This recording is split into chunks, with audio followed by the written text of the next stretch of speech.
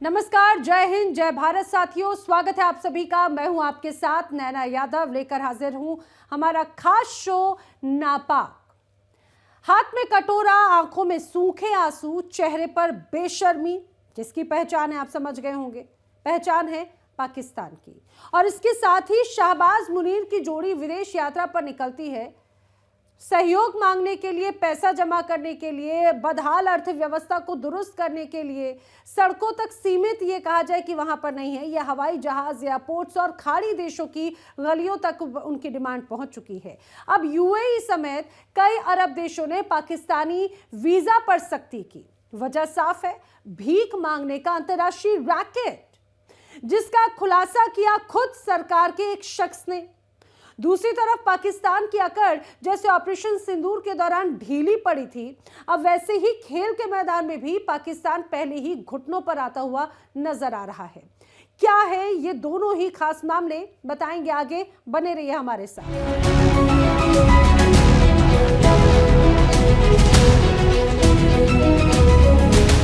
कंगाल अर्थव्यवस्था, खाली खजाना और इज्जत का अंतरराष्ट्रीय संकट। पाकिस्तान, जो कभी खुद को इस्लामी दुनिया का अगवा बताता था, आज खाड़ी देशों में भीख के नेटवर्क की वजह से वो कटघरे में है। गरीबी ऐसी कि भीख अब मजबूरी नहीं, संगठित धंधा बन चुकी है। और ये खुलासा किसी और ने नहीं बल्कि खुद पाकिस्तान के रक्षा मंत्री ख्वाजा आसिफ ने किया। देखिए रिपोर्ट।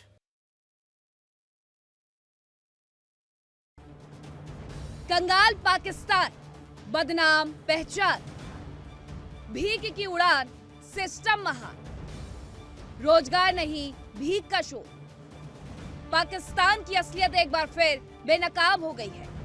कंगाल पाकिस्तान, भीख के लिए हर मोर्चे पर खड़ा पाकिस्तान इन दिनों दुनिया में एक बार फिर बेइज्जती की सारी हदें पार कर रहा है। भीख मांगने से लेकर हर एक चीज पर पाकिस्तान की पोल खुलती जा रही है। अमेरिका से लेकर चीन तक की चापलूसी करने के बाद कुछ पैसे हाथ लगते हैं तो वो भी आतंकियों की देख रेख में खर्च हो जाते हैं, और जब पैसे खत्म होने लगते हैं तो महंगाई बढ़ाकर अपनी ही आवाम को प्रताड़ित करते हैं। पाकिस्तान की शहबाज सरकार और आर्मी चीफ असीम मुनीर, हाथ में कटोरा, आंखों में सूखे आंसू और चेहरे पर बेशर्मी। इसके साथ शहबाज मुनीर की जोड़ी विदेश यात्रा पर निकलती है और भीख मांग मांग कर पैसे जमा करने निकल पड़ते हैं। अर्थव्यवस्था का हाल खस्ता है, महंगाई आसमान छू रही है, युवा रोजगार मांग रहा है, महिलाएं सुरक्षा मांग रही हैं, आवाम चिल्ला रही है, लेकिन सरकार है कि अपनी धुन में मस्त है। लेकिन एक बार जो खुलासा हुआ है वो पाकिस्तान की असलियत को बयां कर रहा है। पाकिस्तान की बदहाल अर्थव्यवस्था अब सड़कों तक सीमित नहीं रही। ये जहाजों, एयरपोर्ट्स और खाड़ी देशों की गलियों तक पहुंच चुकी है। यूएई समेत कई अरब देशों ने पाकिस्तानी वीजा पर सख्ती की। वजह साफ है, भीख मांगने का अंतर्राष्ट्रीय रैकेट। जी हाँ, पाकिस्तान के रक्षा मंत्री ख्वाजा आसिफ ने साफ कहा कि भीख मांगना कोई इक्का दुक्का मामला नहीं है, ये पूरा सिस्टम है। हर साल गोपनीय ठेकेदारी निकलती है, यानी ये एक पूरा सिस्टम है जो टेंडर की तरह पाकिस्तान में संचालित होता है, जिसमें ठेकेदार, इमिग्रेशन अधिकारी और यहाँ तक कि हवाई जहाज का स्टाफ भी शामिल है।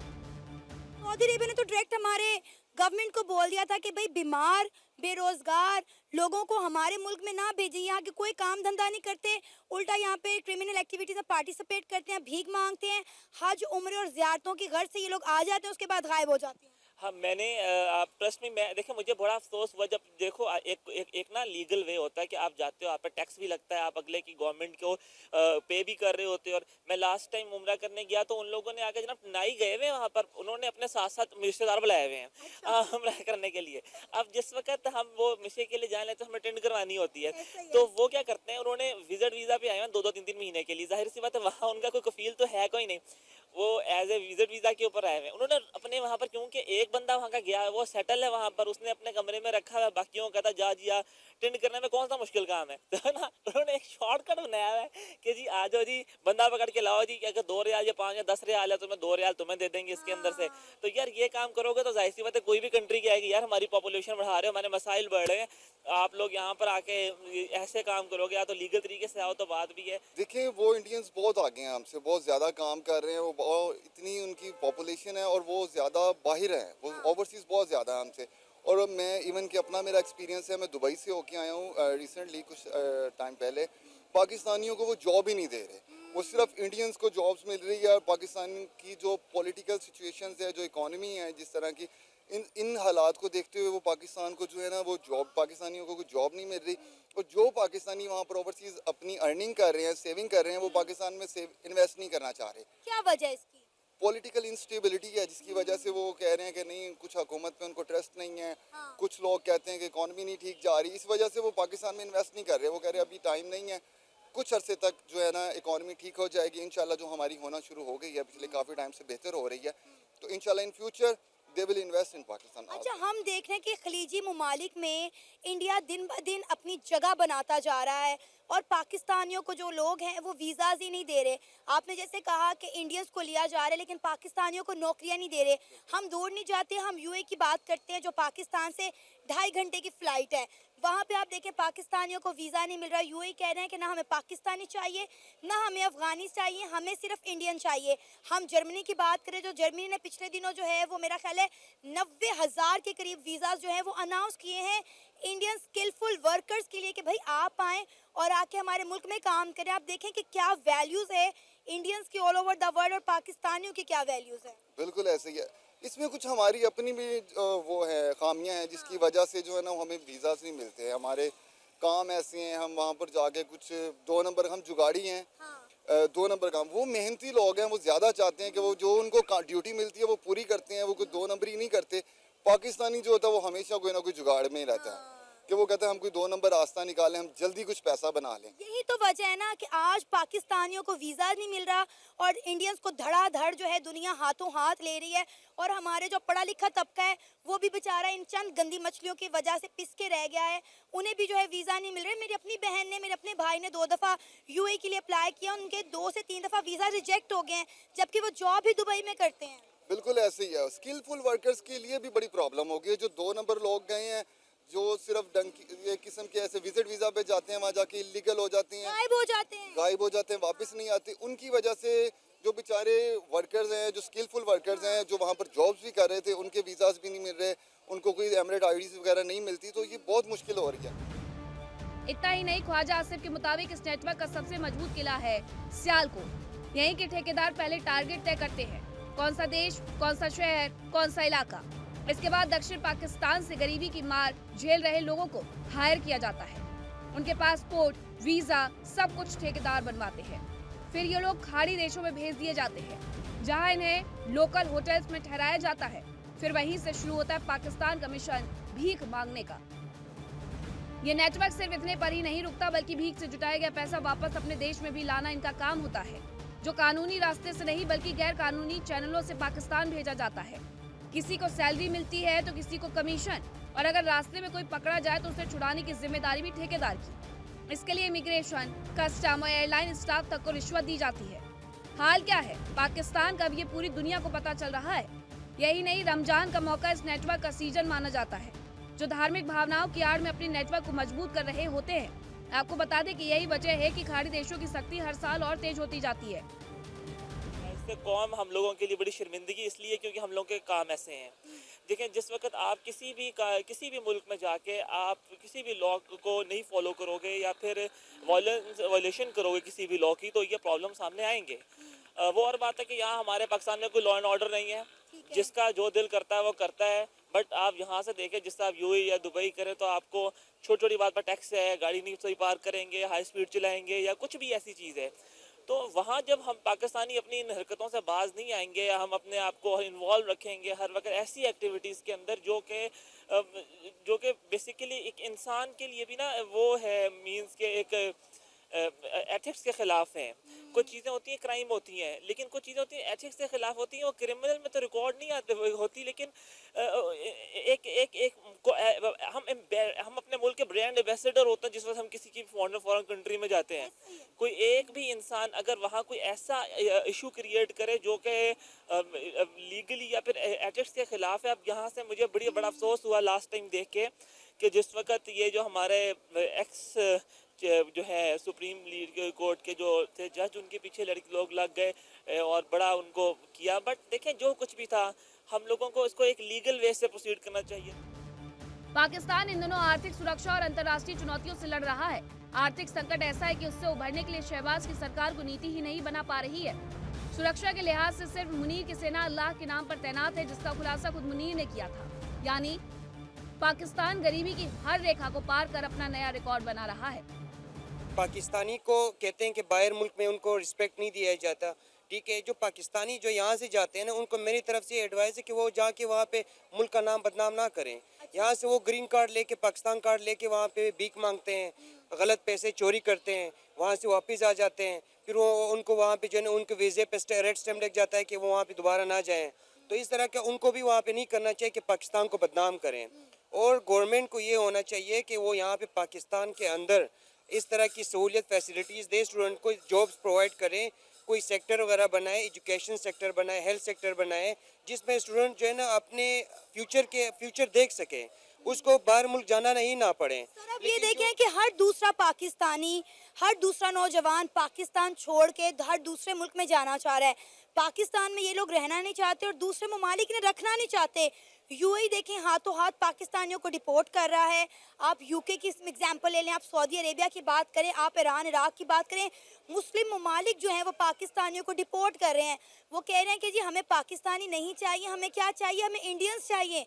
आप देख रहे हैं कि मुस्लिम ममालिक का हमारे ऊपर ट्रस्ट होने की बजाय उनका इंडियंस के ऊपर ट्रस्ट डेवलप हो गया है। फर्स्ट ऑफ ऑल तो मैं ये कहना चाहता हूँ कि जो हमारे पाकिस्तानी स्टूडेंट्स जो है ना वो बाहर जाने के लिए क्यों जाते हैं बाहर, ठीक है, उनके लिए है कि उनकी यहाँ पे फ्यूचर नहीं होती सिक्योर।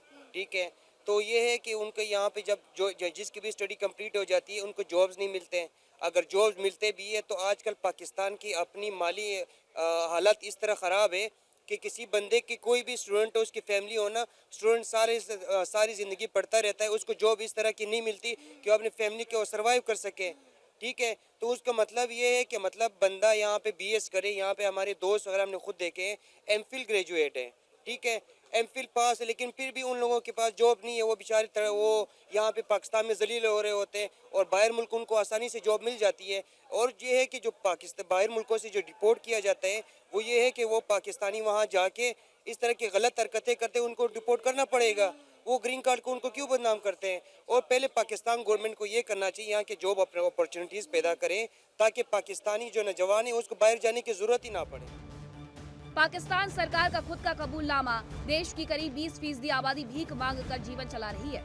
लेकिन सवाल वही पुराना, जिस सिस्टम में सरकार, अफसर और एजेंसियां शामिल हो, क्या उसे तोड़ना इतना आसान है? पाकिस्तान आज गरीबी से नहीं, बेइज्जती के बोझ से दबा है। जहां रोजगार नहीं वहां भीख उद्योग बन गई है और यही पाकिस्तान का सहारा बन रहा है। Bureau report, India daily.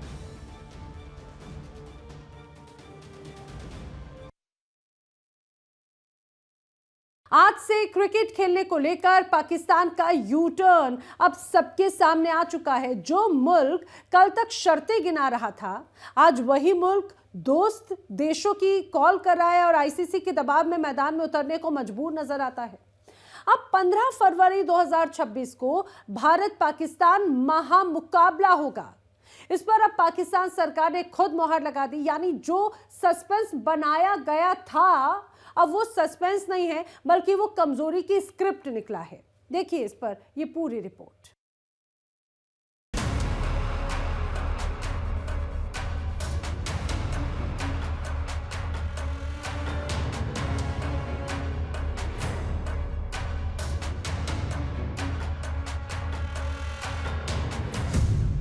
पंद्रह फरवरी का इंतजार, महामुकाबले की बारी।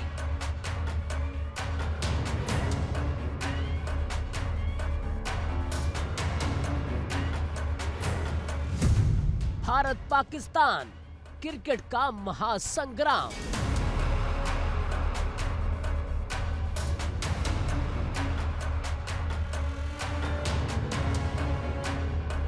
यह है पाकिस्तान जो हर मोर्चे पर अकड़ के साथ आता तो है, लेकिन पिटने के बाद पाकिस्तान की अक्ल ठिकाने आ जाती है।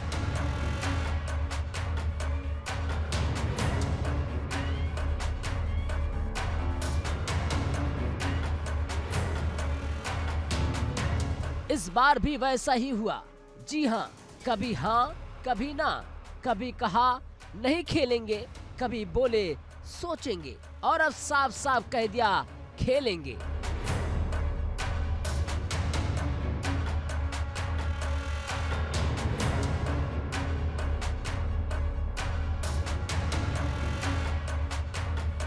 भारत पाकिस्तान महामुकाबले को लेकर जो सस्पेंस था वो अब क्लीन बोल्ड हो चुका है।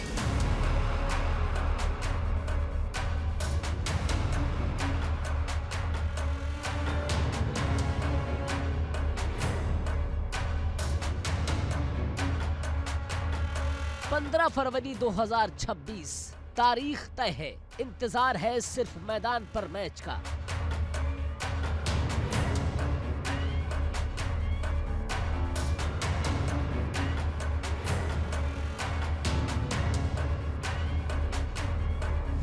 आप मुझे 15 मैच की जो 15 वाला मैच है उसकी प्रेडिक्शन दे दे। 100 टोटल नंबर है, पाकिस्तान की कितनी और इंडिया की कितनी परसेंटेज क्या है?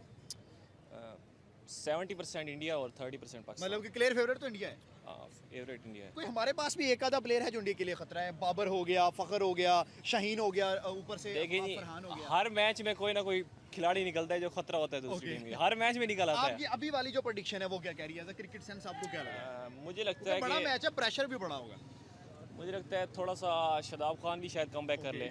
वो भी तो कर उल्टा सही फेंकता है भाई हर मैच में। नहीं, वो बैटिंग में कभी अच्छा परफॉर्म कर जाता है। जैसे पिछले मैच में उसने सीरीज में किया है थोड़ा सा हाँ, perform। ऑस्ट्रेलिया सीरीज में किया। हाँ किया है। और ऊपर से साहिब क्या कहते हैं, सैम अयूब काफी अच्छा खेल रहा वो है। ट्रम्प कार्ड हो सकते हैं ऑलराउंडर। हाँ, सैम अयूब और नीचे से शादाब खान मिडिल ऑर्डर। चले लास्ट क्वेश्चन मुझे ये बता दें, T20 वर्ल्ड कप कौन सी टीम जीतती नजर आ रही है? Pakistan, India, Australia, New Zealand, England, कौन सी साइड?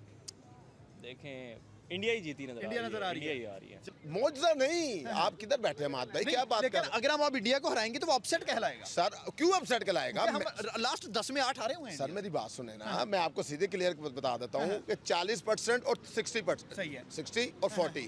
पाकिस्तान 40 है, ठीक वो है। 60 है। मैं कभी भी नहीं कहूँगा अपनी टीम को अंडर एस्टिमेट करूंगा। ठीक है। ये भाई अभी जज्बाती ये अपनी परफॉर्मेंस से हमें करवा रहे हैं ना। हाँ जी, वो पता क्या 30-70 में कभी भी नहीं कहूँगा। ठीक है। 60-40 60% इंडिया, ठीक है। 10% फर्क है। सही है। 10% अगर पाकिस्तान थोड़ा सा कर ये अजीब अब देखिए ना, मैं आपको सीधा मिसाल दे देता हूँ। ये ऑस्ट्रेलिया को हमने मारा व्हाइट वॉश, बिल्कुल घर में आगे नीदरलैंड के खिलाफ हमने क्या किया? हाँ, मुश्किल से हमारा दिन हुआ ना उस दिन, इंडिया को कोई बचा नहीं सकता हमसे। मैं आपको सीधी बात कर रहा हूँ। हम लोग ऐसी टीम है, हम कल हार जाए और 15 को इंडिया को मार जाए। बाबर स्टेप अप नहीं कर रहा, आगा स्टेप अप नहीं कर रहा, हमारा उस्मान खान स्टेप अप नहीं कर रहा। सर हमारा दिन हो ना तो सब कर जाते हैं, ना होना ना। देखो मैं आपको हम आ रही है पार वाले सर 43 पे आउट हुए हैं वेस्ट इंडीज के, आज तक कोई टीम नहीं आउट हुई। बिल्कुल ऐसा है। 43 पे आउट हुए हैं, वो वाहिद टीम हमारी जो 43 पे आउट हुई है। दुनिया में कोई टीम ऐसी पार वाले बनते हैं नहीं। भाई। सर हमसे कोई चीज एक्सपेक्ट कर ही नहीं सकते हम इनसे। ये दुनिया अजीब तरह की ये टीम सर है। आप भी भाई से एग्री करते हैं? क्या लगता है पाकिस्तान क्या करेगा 15 को? मुझे फुल यकीन है इंशाल्लाह जीतेगा। जीतेगा। सर हम तो एशिया कप में भी कह रहे थे 14, 21, 28 हम एक नहीं तो एक जीतेंगे, एक नहीं तो एक जीतेंगे। यार आप देखें ना, जो आगा भाई है, आगा भाई अब सेकंड वन डाउन आ रहे हैं, ठीक है। तो आगा भाई नीदरलैंड के अगेंस्ट फंसा के से बचे थोड़ा। नहीं यार, वो हो जाता है, अपसेट हो जाता है, लेकिन लास्ट मैचेस देखे ना ठीक है। तो काफी बेहतर खेले इंशाल्लाह में। और राणा साहब ने नो डाउट उसने अच्छा खेला। राणा साहब अब बेवफाई नहीं कर सकते। राणा वफादार है तो इंशाल्लाह जीतेंगे।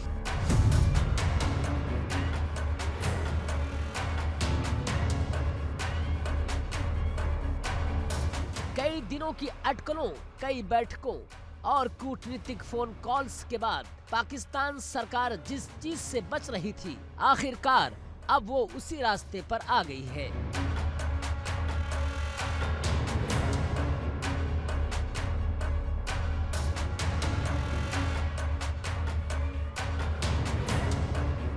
पाकिस्तान की ग्रीन टीम 15 फरवरी 2026 को आईसीसी T20 वर्ल्ड कप में भारत के साथ तय मुकाबला खेलेगी। इस फैसले पर पाकिस्तान सरकार की सीधी मुहर लगी है, लेकिन ये फैसला पाकिस्तान ने आसानी से नहीं लिया है। ठोक पीट के बाद ही पाकिस्तान की सरकार ये फैसला ले पाई है।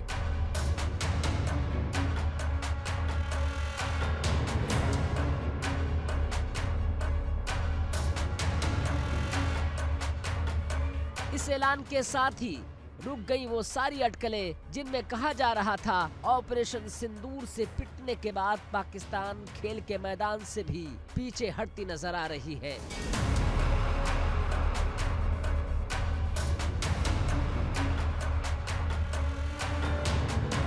ऐसे में पाकिस्तान की जनता क्या कह रही है, आप भी सुन लीजिए।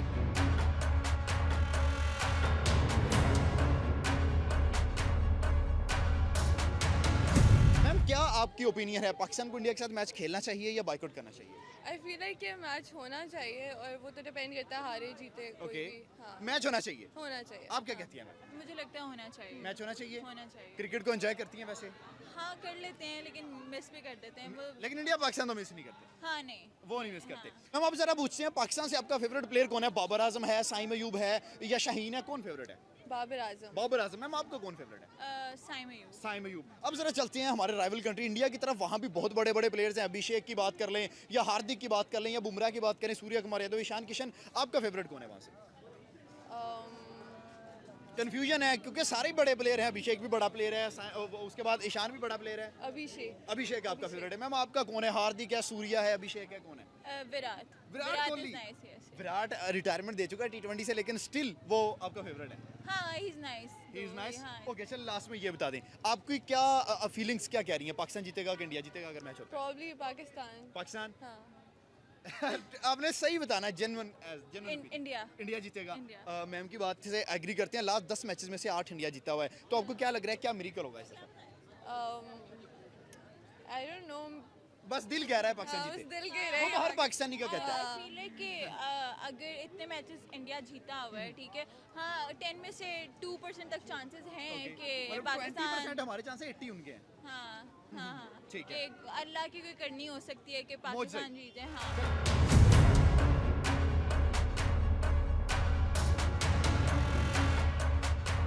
लाहौर में हुई पीसीबी, बीसीबी और आईसीसी की बैठक के ठीक एक दिन बाद इस मैच से बचने के हर रास्ते पर पाकिस्तान जाने की कोशिश में था, लेकिन उसकी कोशिशों पर पानी फिर गया और पाकिस्तान को भारत के साथ मैच खेलना होगा, ये तय है।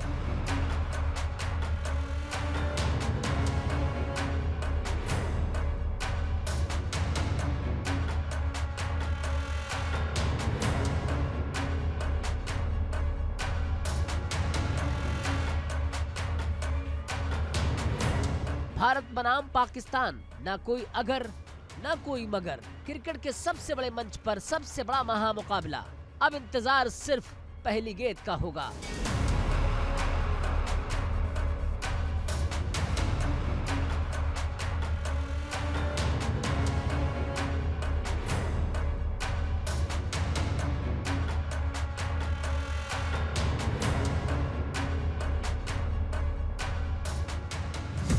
बेसिकली तो मैच होगा चाहे पाकिस्तान जो भी कर ले, ठीक है, क्योंकि देखा जाए तो आईसीसी की ज्यादातर स्पॉन्सरशिप जो है ना वो इंडिया के पास इंडिया है। से अब सबसे ज्यादा इंडिया पॉपुलेशन, सबसे ज्यादा पॉपुलेशन और वो पैसा भी है उनके पास, तो जो इंडिया चाहेगी वही होगा बेसिकली। पाकिस्तान चाहे एड़ी चोटी का जोर लगाए जो भी करे, जो इंडिया चाहेगी वही होगा। मतलब मैच तो कंफर्म है। मैच कंफर्म है, ये हो ही नहीं सकता कि मैच ना हो। कभी ऐसा हुआ है, देखें आप, चैंपियन ट्रॉफी हुई है, इंडिया पाकिस्तान नहीं आई। बिल्कुल। ये 2023 का वर्ल्ड कप हुआ है, पाकिस्तान वहाँ गई है, इंडिया क्यों नहीं आई? यही वजह है कि वो स्ट्रॉन्ग साइड है। इसी वजह से सारी आईसीसी की स्पॉन्सरशिप भी उसी के पास। बेसिकली यही बनता है कि चाहे जो कुछ भी कर ले मैच होना है सर। लेकिन फिर स्टैंड क्यों लिया पीसीबी ने? फिर ये तो अपनी बेइज्जती खुद करवाने वाली बात हुई कि हमने स्टैंड भी लिया, फिर हमने यूटर्न भी ले लिया। ये बस दिखाने के लिए होता है सारा काम, जैसे ये जो भी हुकूमत आती है दिखाने के लिए होती है। तो मतलब ये प्री प्लान था सारा? ये प्री प्लान था सारा, ऐसी बातें होती हैं इनकी। ठीक है, अब जरा आ जाते हैं, चले मैच अगर हो जाता है तो आपको क्या लगता है कि टीम ज्यादा स्ट्रॉन्ग किसकी है? क्या कुछ बदले निकलेंगे या एज यूजुअल भाई इंडिया 3 दफे एशिया कप में हरा के चला गया, इस दफा भी हरा देगा? नहीं देखें जी, टीम अगर देखा जाए तो पाकिस्तानी भी यही कहेंगे कि इंडिया की स्ट्रॉन्ग है। टीम तो इंडिया की स्ट्रॉन्ग है। उनकी बहुत अच्छे अच्छे खिलाड़ी हैं, चाहे विराट कोहली नहीं है, रोहित शर्मा नहीं है, लेकिन उनके पास अभी भी बहुत अच्छे खिलाड़ी हैं। नो डाउट सर, अभिषेक, ईशान, सूर्या, तिलक वर्मा, हार्दिक पांड्या, शिवम दुबे, रिंकू, ये 7 ऐसे बैट्समैन हैं, कोई बंदा भी 20-25 बॉलें खेले मैच खत्म। अब देखें ना, हमारा प्रीमियम फास्ट बॉलर जिसको कहते हैं शाहीन शाह अफरीदी है, उसने पिछले मैच में कितने खाए हैं? पहली बॉल पे चौका खाया। जी, वो 2 ओवर में उसने लगातार खाए हैं। वो नीदरलैंड से खा गया तो इंडिया से वो क्या नहीं खाएगा? बिल्कुल ऐसा है। तो हमारे प्रीमियम फास्ट बॉलर जब काम नहीं कर रहे, ऊपर से नीदरलैंड से ये हारने से पहले बचे हैं। हाँ, किस्मत थी वो जीते। वो और बात है कि यूएसए से भी इंडिया थोड़ी सी जीती, फंसा है, लेकिन फिर भी वो जीत गई है, लेकिन उन कंडीशंस के मुताबिक जीती है। तो यही है कि इंडिया ही स्ट्रॉन्ग साइड है, तो इंडिया ही जीते। सबसे पहले यही बात करूंगा कि अभी मीडिया पे बात चल रही, मैं सुन के आ रहा हूँ कि जी डिमांड रिजेक्ट हो गई हैं। मुझे नहीं लगता, क्योंकि मीडिया कुछ करने के लिए मैं समझता हूँ कुछ चीज़ें करता है। जहाँ तक बात है कि पाकिस्तान ने एक दफ़ा उनको दिखाया है कि हम लोग भी दुनिया में कुछ हैं। हाँ, एक दफा पाकिस्तान ने उनको दिखाया है कि हम लोग कुछ हैं, कि हमारे बगैर क्रिकेट नहीं है। लेकिन सर अगर डिमांड्स रिजेक्ट होगी और हम मैच खेलने चले गए तब क्या इज्जत बचेगी, क्या रेपुटेशन बचेगी? नहीं, मुझे नहीं लगता कि डिमांड रिजेक्ट हुई होंगी। काफ़ी चीज़ें जो होती हैं जो अभी एकदम आप हाईलाइट नहीं कर सकते, ये काफ़ी चीज़ें होती हैं। मैं समझता हूँ कि पीसीबी का बड़ा अच्छा स्टेप है, कभी उन्होंने शोर नहीं डाला कि हमें क्या मिला है या क्या हमने, क्योंकि काफ़ी चीज़ें होती हैं जो पर्दे में रही अच्छी होती हैं। तो मेरे ख्याल से सर फिर इंडियन मीडिया तो बातें करेगा कि यार पाकिस्तान की डिमांड्स भी रिजेक्ट हुई, बेइज्जती तो फिर होगी। सर बकवास करने वाले करते हैं, उनको करने दें। बात बता के विक्रांत गुप्ता आज उसका बाप को है ही नहीं, वो कुछ पर कभी कुछ उस बंदे की न्यूज़ फेक निकली है, तो निकली है ना, तो वो कुछ बोलते हैं कभी कुछ बोलते हैं, अभी तक वो फेक है, वो तो उनका सारी न्यूज़ ही फेक है। तो मैं तो सीधी हम लोग हकीकत बयान हकायक बयान करने वाले हैं। आप जैसे बंदे बैठे हैं जर्नलिस्ट और आप बैठे हैं ना, आप जैसे लोग बैठे हैं बात करने के लिए, तो आप लोग हकायक बयान करते हैं, वो हकायक बयान करने वाले नहीं है। ये नहीं कि हम पाकिस्तानी तो मैं आपकी साइड ले रहा हूँ, मैं सीरियसली कह रहा हूँ। ये आप लोग जितने लोग बैठे हैं ना, हमारा मीडिया इतना पॉजिटिव रहेगा ना, यकीन माने हम लोग मुल्क में आगे, दुनिया से आगे निकल जाएंगे।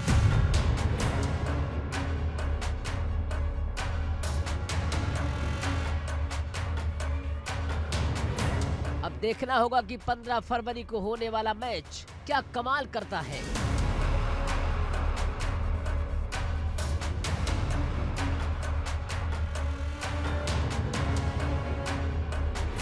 भारत पाकिस्तान मैच के लाखों फैंस इस मैच का इंतजार कर रहे हैं।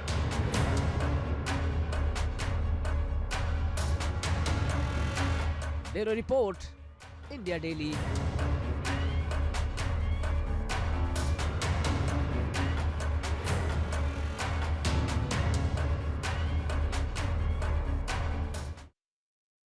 देखिए, पाकिस्तान अपनी हरकतों की वजह से कंगाल है और किस तरह से यही कंगाली का एक बड़ा कारनामा नजर आता है भिखारियों के तौर पर। और ये भिखारी वर्ल्ड वाइड फेमस हो चुके हैं पाकिस्तान के।